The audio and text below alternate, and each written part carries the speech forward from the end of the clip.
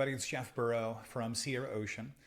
Today, I wanted to give you a little bit of insight as to what might be going on with the stock market and the tariffs, as we have seen a lot recently in the media.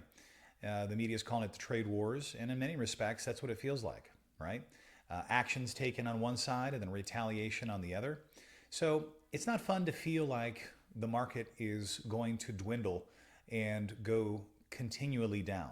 But there are times when it somehow feels that way because there's no hope, right? We've had times like the COVID incident a few years ago. By the way, calling it an incident is a little bit light.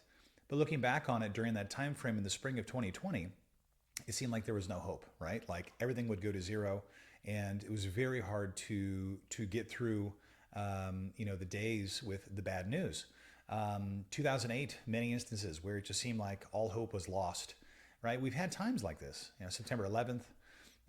We can go back 100 years, and there have been times historically where stocks and our economy were negatively affected. And at that time, if you were alive and feeling the same things you might be feeling today, you can imagine that this idea that there was going to be some relief at some point, you were hoping for it, but it just seemed like you needed to do something in the meantime, right? Well, my phone's been ringing. I've had clients call, and people from both sides of the aisle politically, people from all walks of life and different types of net worth. Very, very common concerns. And that's number one, what should we do about all this, right? They say, are we going to be okay?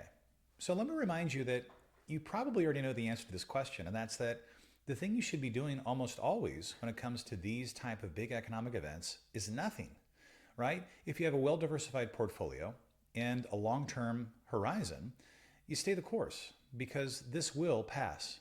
It will pass. We'll get through this.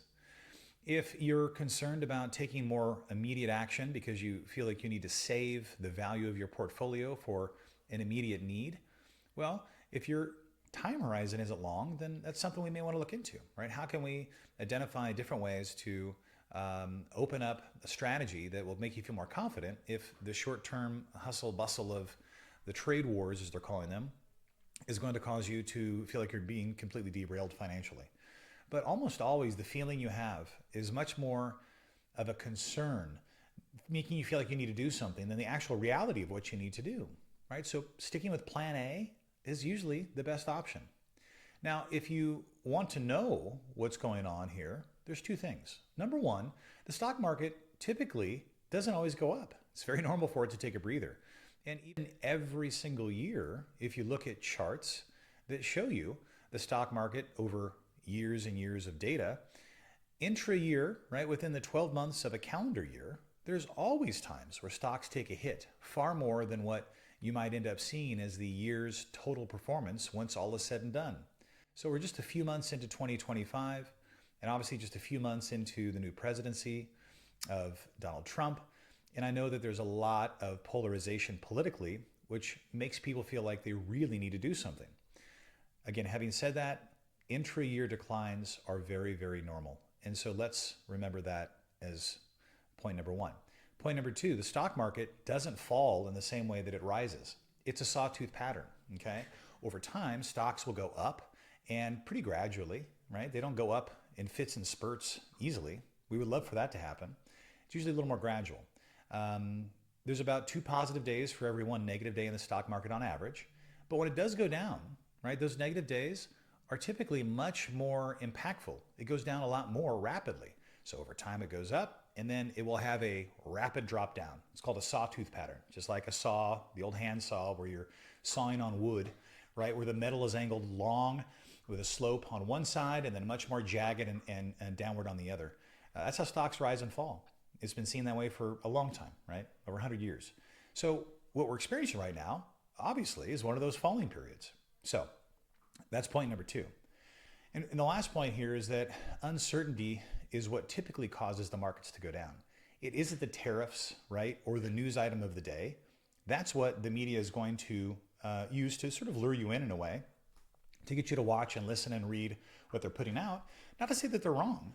It's just that when you look at the opportunity to engage another human being, you have to give them a reason to read. So if the news item of the day are the tariffs, really, the news item of the day is that uncertainty has increased.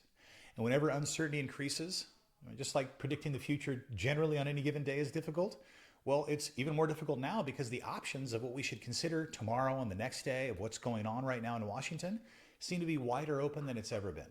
So, having said that, point number 3, uncertainty has increased. What you should do is stay the course because this is normal for the stock market to go up gradually and then fall rapidly. And the reason why it's falling isn't nearly as important as this reminding you that uncertainty is part of investing. And there's a high correlation between your ability to tolerate uncertainty and your ability to grow your wealth. The more tolerant you can be of uncertainty, the better off you'll be in growing your wealth. My name is Jeff. If you have questions, please feel free to reach out, call, email. If you want to meet, let me know. Happy to help. Have a great day.